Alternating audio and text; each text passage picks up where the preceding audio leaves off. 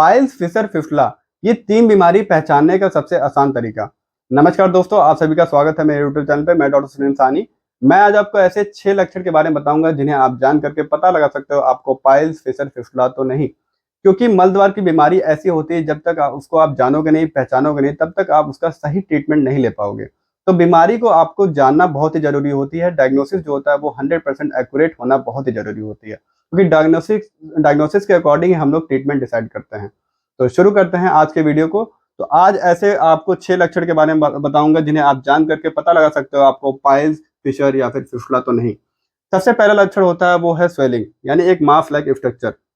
व्यक्ति जब मल त्याग करता है वहां पे एक मास लाइक स्ट्रक्चर निकलना। तो ये जो स्वेलिंग होती है, जो मास लाइक स्ट्रक्चर होता है, वो पाइल्स में देखने को मिलता है। चाहे इंटरनल पाइल्स हो चाहे एक्सटर्नल पाइल्स हो। व्यक्ति इंटरनल पाइल्स की बात करें तो व्यक्ति जब मल त्याग करने के लिए जोर लगाता है तो एक मास लाइक स्ट्रक्चर, एक ऐसा कुछ लगता है कि कुछ मस्सा टाइप का बाहर निकल रहा है। और वही एक्सटर्नल पाइल्स में भी क्या होता है, वहां पे स्वेलिंग देखने को मिलती है। बात करेंगे वही फिशर के बारे में। तो फिशर में जनरली 2 टाइप के फिशर होते हैं, एक्यूट फिशर और क्रॉनिक फिशर। एक्यूट फिशर में जो होता है कोई भी स्वेलिंग देखने को नहीं मिलती। अगर फिशर क्रॉनिक फेज में कन्वर्ट हो जाता है, यानी एक्यूट से क्रॉनिक फेज में जब चला जाता है, तो नीचे की तरफ जो कट लगा होता है वहां पे एक स्किन टैग, सेंटिनल टैग बन जाता है। तो फिशर में स्वेलिंग देखने को समानता नहीं मिलती, लेकिन अगर फिशर क्रॉनिक फेज में पहुंच जाता है तो वहां पे स्किन टैग देखने को मिलता है।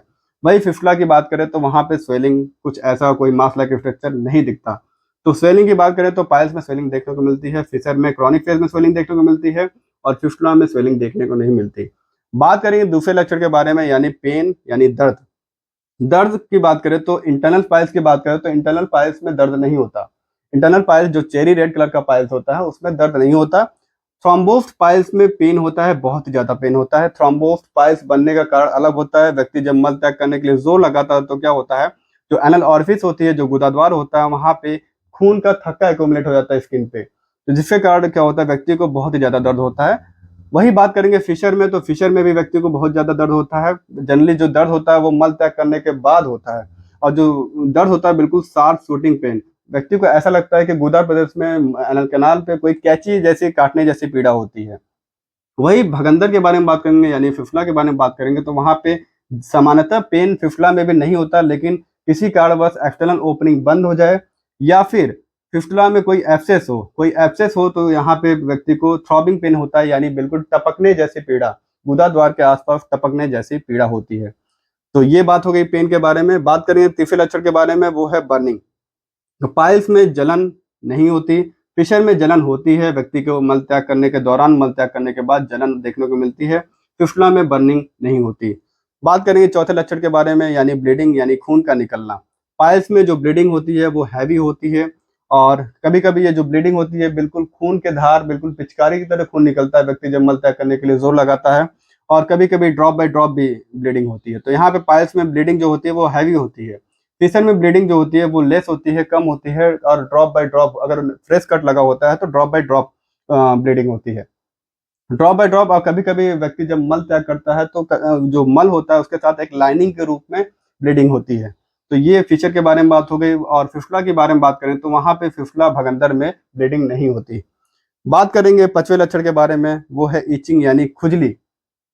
खुजली जो होता है ये पाइल्स में सामान्यतः देखने को नहीं मिलता, लेकिन पाइल्स अगर 4th ग्रेड में पहुंच जाता है, इंटरनल पाइल्स की बात करें तो अगर 4th ग्रेड में पहुंच जाता है तो क्या होता है, वहां पे इचिंग देखने को मिलता है।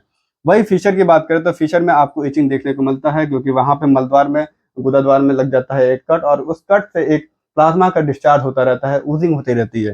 तो फिशर में क्या होता है, उस ऊजिंग के कारण वहां पे इचिंग होती है, तो फिशर में आपको इचिंग देखने को मिलेगा। फिस्टुला में आपको खुजली, इचिंग देखने को नहीं मिलेगा। और एक चीज और होती है, व्यक्ति के मलद्वार में जब फंगल हो जाता है तो फंगल के कारण भी इचिंग देखने को मिलती है। कई लोग उसको भी पाइल्स या फिर फिशर समझ लेते हैं, लेकिन ऐसा बिल्कुल भी नहीं होता।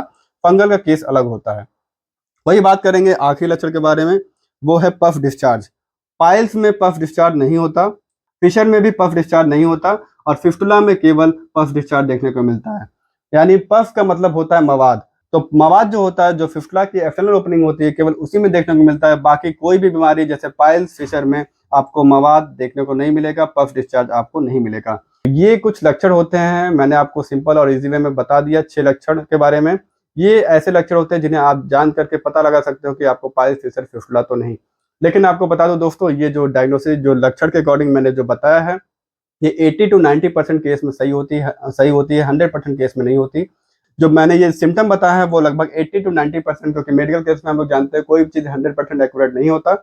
अगर आपको मल द्वार संबंधित कोई भी समस्या होती है तो एक बार आप नज़दीकी डॉक्टर से ज़रूर कंसल्ट करें।